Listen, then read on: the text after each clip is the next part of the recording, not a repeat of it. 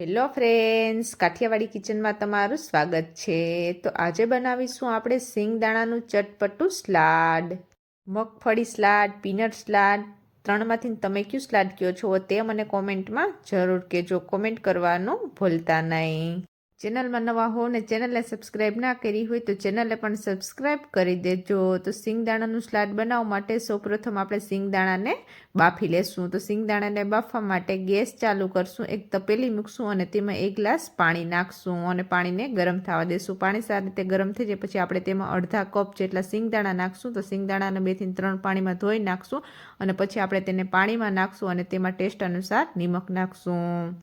5 minute સુધી સિંગદાણાને બાફી લેશું। તો 5 મિનિટ થઈ ગઈ છે, સિંગદાણા સારી રીતે બફાઈ ગયા છે।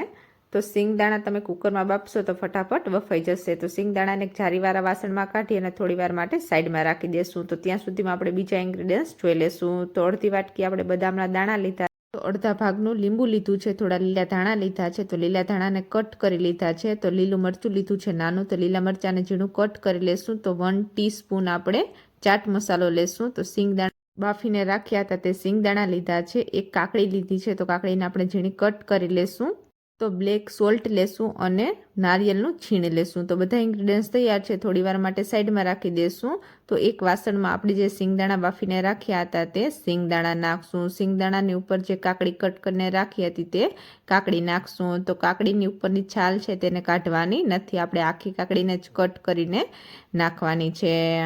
તો કાકડી નાખી અને દાડમ ફોલીને રાખ્યો તો તે દાડમના બી નાખશું। તો દાડમના બી તમે નાખશો તો ટેસ્ટ છે તે બહુ સારો લાગશે।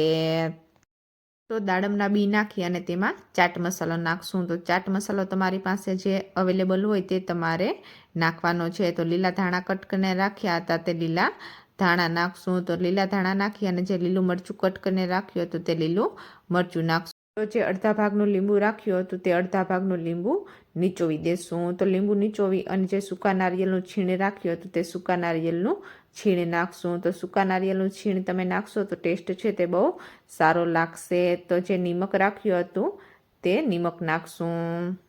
તો સૂકા નારિયેળની જગ્યાએ જો તમારી પાસે લીલું નારિયેળ અવેલેબલ હોય તો તમે લીલા નારિયેળનું છીણ પણ નાખી શકો છો। તો બધા ઇન્ગ્રેડિયન્ટ્સને સારી રીતે મિક્સ કરી દેશું। તો નિમક તમારા ટેસ્ટ અનુસાર તમારે નાખવાનું છે।